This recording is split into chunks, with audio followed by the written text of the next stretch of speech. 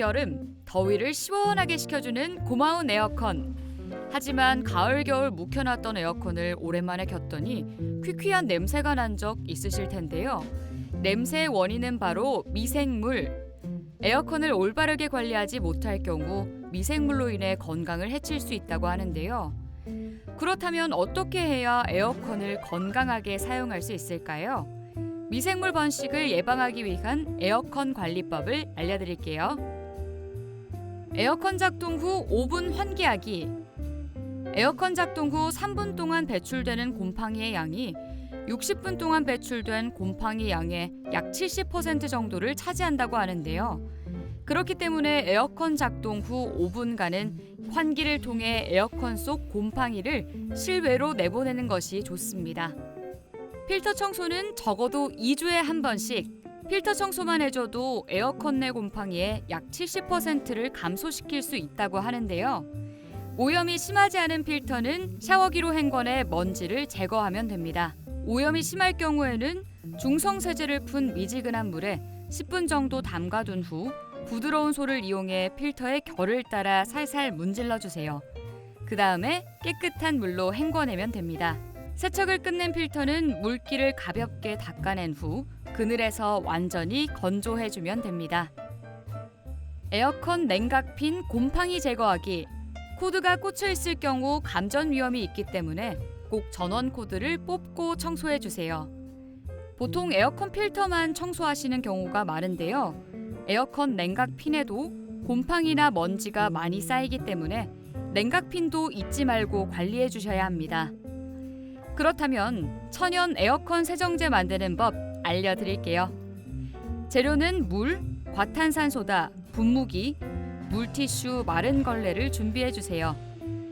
우선 물과 과탄산소다를 7대3의 비율로 섞어 분무기에 담아줍니다. 그 후 물과 과탄산소다를 잘 섞어준 뒤 필터에 세정제를 넉넉히 분사합니다.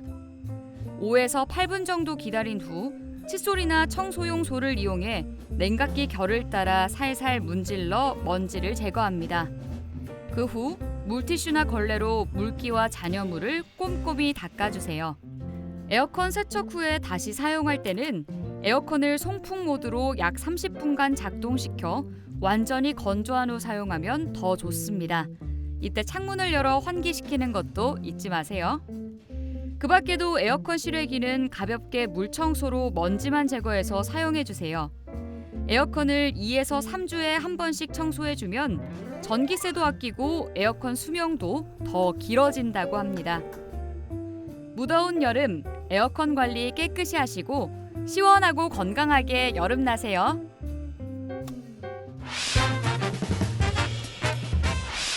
코로나19가 장기화되면서 마스크는 우리 일상의 필수품이 됐는데요.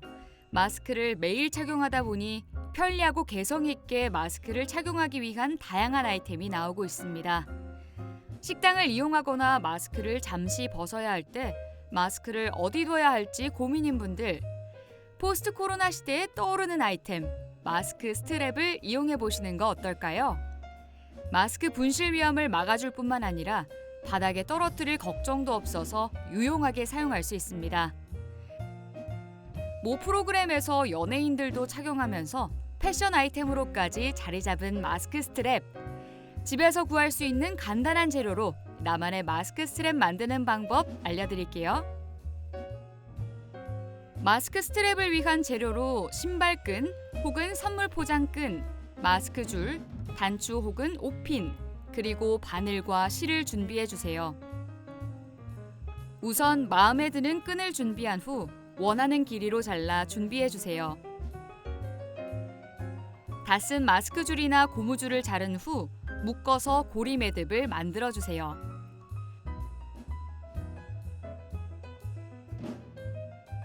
잘라둔 신발끈 끝을 고무줄 매듭 사이로 집어넣고 신발끈을 접어 고정시킨 후 바느질 해주세요.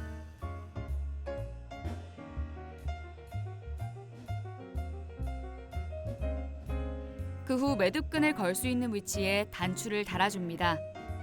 똑같은 방법으로 반대쪽도 매듭과 단추를 달아줍니다. 완성된 스트랩을 마스크에 고정시켜주면 완성! 뿐만 아니라 비즈를 활용한 마스크 스트랩은 목걸이로도 활용할 수 있고요. 레이스, 코바느질 등 다양한 소재로 마스크 스트랩을 만들어 패션 아이템으로 사용할 수 있습니다. 다만 마스크를 벗어둘 때 마스크 안쪽 면이 밖으로 노출되면 오염 위험이 있기 때문에 안쪽 면이 외부로 노출되지 않도록 주의하시기 바랍니다. 조금은 힘들고 답답하겠지만 마스크 착용은 코로나19 바이러스 감염으로부터 나와 내 가족, 타인을 위한 배려인데요. 개성 있는 마스크 스트랩으로 편하고 건강하게 마스크 착용해 보시는 건 어떨까요?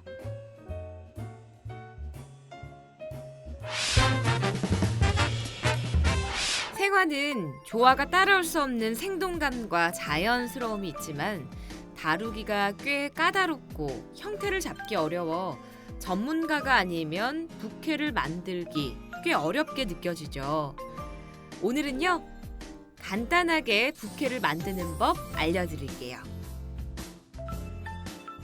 쨍한 컬러감의 부케는 야외 촬영에서 특히 빛을 발하는데요. 오렌지빛 튤립을 메인으로 부케를 만들어 볼까요? 튤립, 샌더소니아, 페니쿰, 리본, 플로랄 테이프, 지철사, 가위. 사용될 꽃과 소재의 부케 손잡이 부분 아랫잎들을 정리해 주세요. 전체적인 형태를 생각하면서 라인이 예쁜 튤립 하나를 메인으로 하나씩 위로 겹쳐서 잡아줍니다. 줄기는 서로 얽히지 않도록 일자로 잡아주세요. 꽃에 예뻐 보이는 모양을 봐가면서 잡아줍니다. 샌더소니아를 부케 형태에 맞게 포인트로 사이사이에 넣어주세요. 꽃의 높나비를 다르게 해줘도 예뻐 보이겠죠?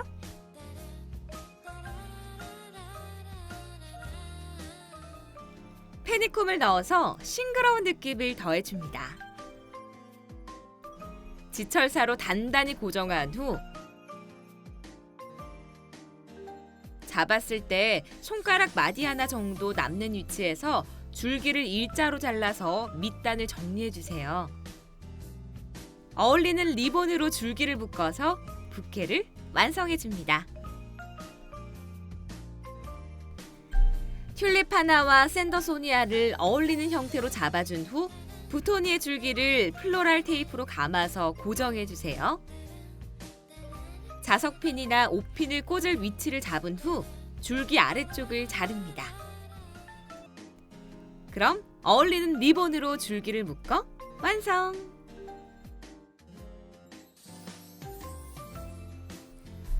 튤립은 온도에 민감한 꽃입니다. 빛을 보거나 온도가 높으면 꽃잎이 벌어지고 빛이 없는 실내 냉선은 꽃잎이 오므라듭니다.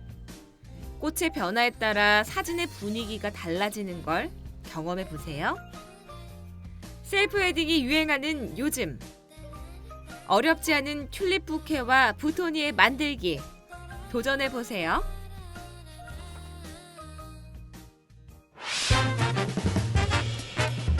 테라리움이란 유리 그릇이나 유리병 안에서 작은 식물을 재배하는 것을 뜻하는데요.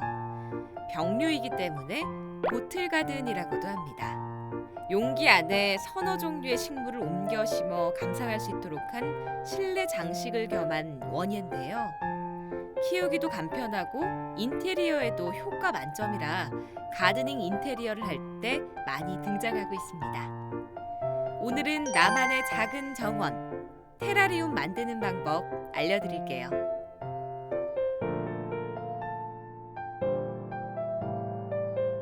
난석, 화산석, 마사토, 배양토, 장식돌, 모래, 유리병, 피규어, 비단이끼, 수태, 선인장과 다육식물. 유리병을 깨끗하게 세척해서 준비해주세요. 배수를 원활히 하기 위해 난석을 가장 아래 깔아줍니다. 흙의 유실을 방지하고 습도 조절을 위해 물에 젖은 수태를 난석 위에 깔아줍니다. 이때 중앙 부분에 숫대를 놔주세요. 통기성 좋은 화산석을 유리 벽면으로 둘러서 겉에서 보기에 좋게 배치합니다. 마사토 60%, 배양토 40%를 섞은 흙을 숫대 위에 깔아주세요. 선인장과 다육을 보기 좋게 배치하고 뿌리는 흙으로 잘 덮어줍니다. 식물이 쓰러지지 않게 꼼꼼히 흙으로 덮어주세요. 장식돌 마사토로 마무리를 해줍니다.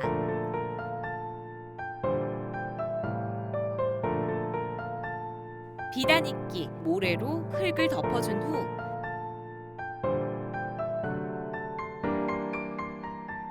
피규어를 배치해 취향껏 장식하면 더 좋겠죠? 그럼 테라리움 완성! 비단이끼는 2, 3일에 한 번씩 분무하여 촉촉하게 관리해주고 선인장과 다육에는 한 달에 한 번 정도 물을 분무해주세요. 배수구멍이 없어 과습으로 식물이 죽을 수 있으니 물은 적당히 주며 햇빛이 잘 드는 곳에 배치하면 된답니다. 수분이 과다하거나 외부 온도가 낮으면 유리 용기 내부에 물방울이 맺힐 수 있는데 이때 실내 온도를 높이거나 빛을 쬐어주세요. 나만의 작은 정원, 테라리움으로 가드닝 인테리어에 도전해보세요.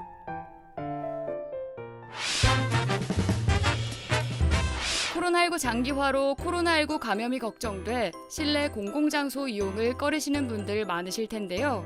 그러다 보니 간단한 새치 염색이나 네일, 피부 관리, 헤어컷 등을 셀프로 시도하는 분들이 늘어나고 있습니다. 가게를 방문할 시간도 줄여주고 비용도 절감돼서 좋기는 하지만 헤어컷의 경우 실패할 확률이 높아 시도를 꺼리실 텐데요. 오늘 홈 헤어컷 주의사항 몇 가지 알려드릴게요. 우선 준비물이 중요한데요. 크게 가위, 커트보, 빗, 헤어 집게, 분무기가 있습니다. 준비물을 구입 시 주의사항이 있는데요.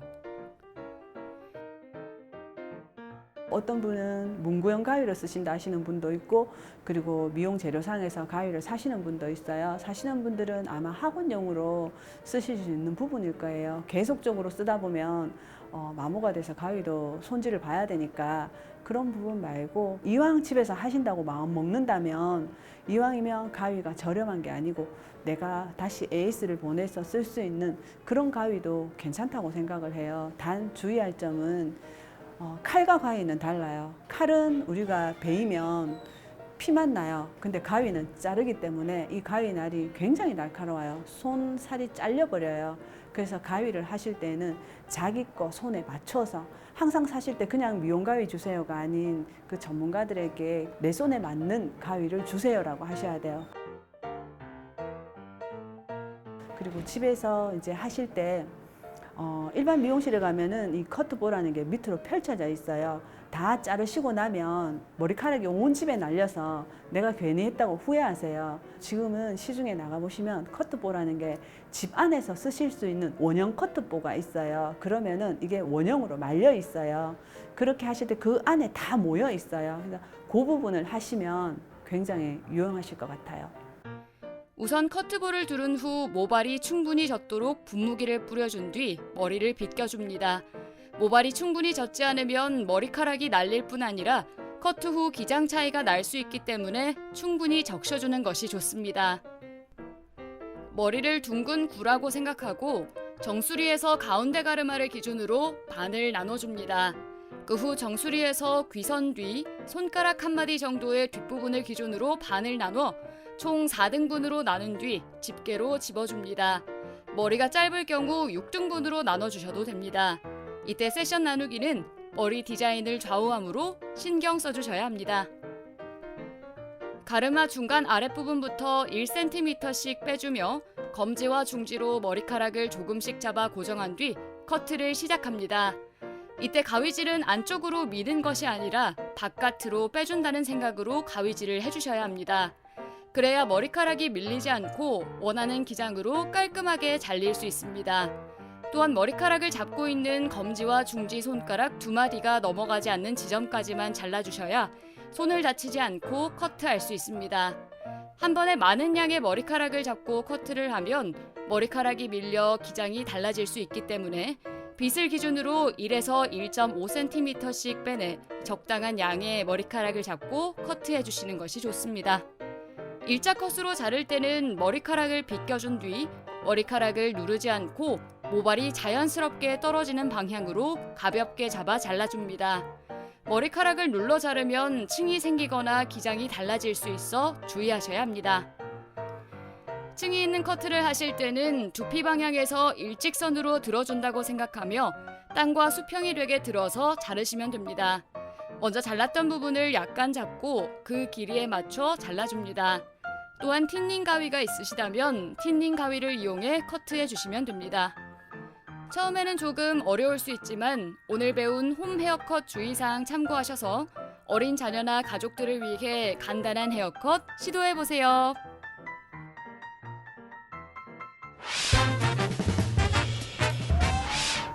화재나 응급 상황 발생 시 구조팀이 도착하기까지 걸리는 시간 5분은 생명과 직결된다고 해서 골든타임이라 부르는데요. 하지만 도심 속에서 이 골든타임을 확보하기는 쉽지 않다고 합니다. 실제 골든타임 안에 현장에 도착하는 경우는 절반을 조금 넘는 수준이라고 하는데요.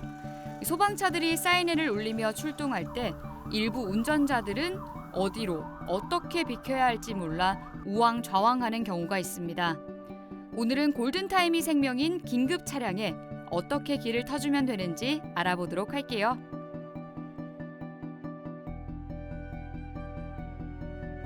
일방 도로에서 긴급 차량을 발견했을 때는 기본적으로 우측으로 이동해 정차하면 되는데요.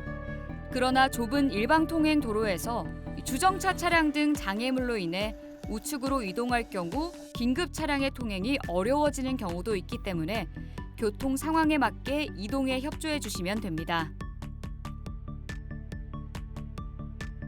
편도 1, 2차선 도로에서는 소방차가 진입하면 도로의 가장 우측 자리로 피해 서고 일시 정지해 주시면 됩니다. 3차선 이상 도로에서는 소방차가 진입로에 따라서 좌측, 우측으로 피해 주시면 됩니다. 교차로 부근에서 갑자기 소방차가 진입한다고 갑자기 차가 멈춰버리면 2차 사고가 발생할 수 있기 때문에 교차로 부근을 피해 도로의 우측 가장자리에 일시 정지해 주시면 됩니다. 횡단보도일 때는 소방차가 진입하면 초록불이라도 보행자께서는 잠시 멈춰주시면 감사하겠습니다. 잠시 신호를 더 기다리는 2, 3분 동안 긴급 차량이 2~3명 이상의 목숨을 더 구할 수 있습니다. 소방차 양보는 선택이 아닌 의무인데요. 소방차 진로를 방해하거나 출동에 지장을 주는 행위를 할 경우 소방기본법 제21조 제3항에 위반되는 행위라고 합니다. 내 가족과 이웃의 생명을 살리는 소방차 길 터주기는 양보가 아닌 의무입니다. 시민 여러분의 동참이 꼭 필요합니다. 감사합니다. 골든타임 확보를 위한 배려. 소방차 길 터주기는 생명길을 넓히는 첫걸음입니다.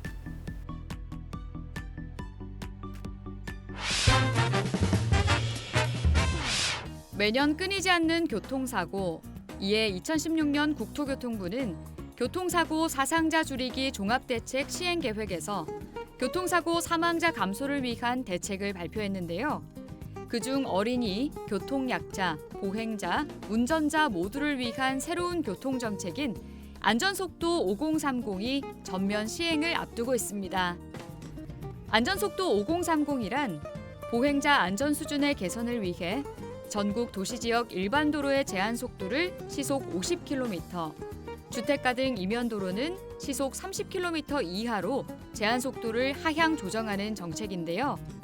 2019년 4월 도로교통법 시행규칙 개정에 따라 2년간 유예 기간을 거쳐 2021년 4월 17일부터는 전면 시행을 앞두고 있습니다. 한국교통안전공단 자료에 따르면 자동차 속도를 줄이면 보행자 안전이 높아진다고 하는데요. 자동차가 시속 60km로 보행자와 충돌하는 경우 보행자가 중상을 입을 가능성이 92.6%로 높은 수치를 보였는데요. 시속 50km로 충돌하면 72.7%, 시속 30km로 충돌하면 15.4%로 속도가 줄어들수록 피해도 감소한다고 합니다.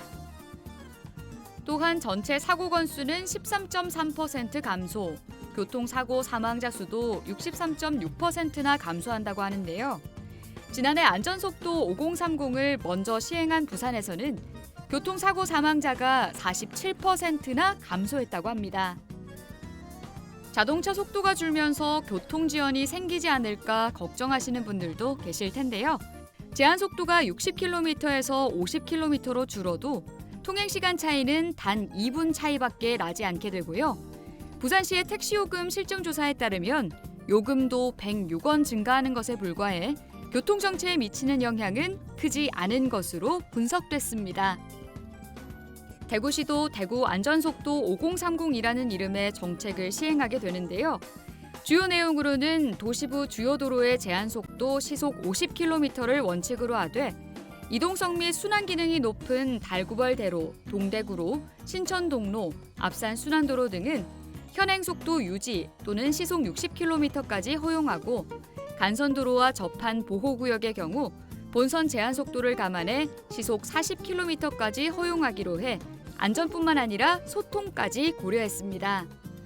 주택가와 이면도로는 현행과 같이 시속 30km 이내로 유지하면서 교통안전 시설물을 추가 설치해 보행자 안전을 확보해 나갈 계획이라고 합니다. 시행 이후에도 모니터링과 신호체계 조정 등을 통해 교통 불편을 최소화할 예정이라고 하니까요. 당장 조금 답답하고 힘들더라도 모두의 안전을 위해 함께 해주실 거죠? 보행자 아닌 운전자는 없습니다. 안전속도 5030. 속도를 줄이면 사람이 보입니다.